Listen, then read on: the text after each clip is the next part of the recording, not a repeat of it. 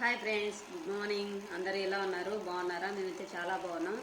ఈరోజు అయితే నేను ఇంట్లో ఏం కూరగాయలు లేవని చెప్పేసి రైస్ని అయితే అంటే ఆనియన్స్, పచ్చిమిర్చి అవి ఎలా వేసి తాలింపు అయితే పెట్టుకున్నాను అనమాట. ఈరోజు ఎలా ఉందో తినేసి మీకు చెప్తాను. మీరు కూడా కావాలి అనుకుంటే నేను ఏమేమి వేసి చేశాను అనేది మీకు చెప్తాను. చూడండి, అంటే వినండి. విన్న తర్వాత మీరు చేసుకొని తిని చూడండి. తిన్న తర్వాత బాగుందో లేదో నాకు చెప్పండి. లేకపోతే అంటే కూరగాయలు ఏం లేకపోతే ఇది సింపుల్గా రైస్గా రాత్రి అన్నం మిగిలిపోయినా మనకి చాలా అంటే చాలా బాగుంటుంది మనం చేసుకుంటే కనుక. నేను ఇంతకుముందు కూడా చాలాసార్లు చేశాను అనమాట. ఇప్పుడు మళ్ళీ చేస్తున్నాను, అందుకోసమే చేసినాను. ఇప్పుడు మళ్ళీ మీకు చూపిస్తాము. మీకు అంటే మీకు షేర్ చేసుకుందామని అనిపించింది నాకు. తిని అయితే మేము టేస్ట్ అయితే చెప్తాను. మీరు కూడా చేసుకుని తిని నాకు ఈ టేస్ట్ అయితే చెప్పండి.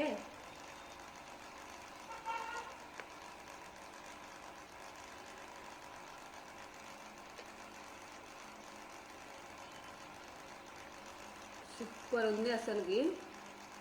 మనకి కూరగాయలు కానీ ఏదైనా చేసుకోవడానికి వీలు కానప్పుడు ఓన్లీ రైస్ ఒకటి చేసుకొని ఆనియను, పచ్చిమిర్చి ఇది రెండు ఉంటే చాలు, చేసుకోవచ్చు అనమాట. సూపర్ ఉంది అసలుకి.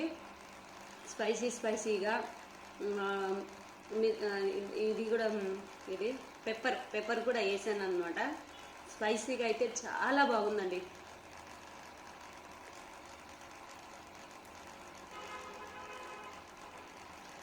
అస్సలు ఇట్లా మనం చేసుకొని తిన్నాం అనుకోండి, ఇంకా తినాలనిపిస్తుంది. అంత స్పైసీగా ఉంది, టేస్టీగా ఉంది. మీరు కూడా చేసుకొని తినేసి అప్పుడు నాకు చెప్పండి.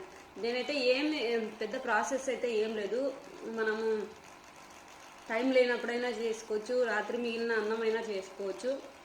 ఏమేమి చేశాను అంటే ఆనియను, పచ్చిమిర్చి రెండు తరిగేసి మనం తర్వాత వేసుకున్నట్టు వేసుకొని దాంట్లో ఈ రైస్ అనేది వేసి ఫస్ట్, తర్వాత సాల్ట్, కారము, పెప్పర్ పొడి, కొద్దిగా ధనియాల పొడి, కొద్దిగా వేసుకుంటే గరం మసాలా వేసుకోవచ్చు, కొత్తిమీర వేసుకోవచ్చు, అల్లం వెల్లుల్లి పేస్ట్ వేసుకోవచ్చు. ఇవన్నీ వేసుకొని నేనైతే స్పైసీగా చేసుకున్నాను. చాలా అంటే చాలా సూపర్గా ఉంది. చూడండి.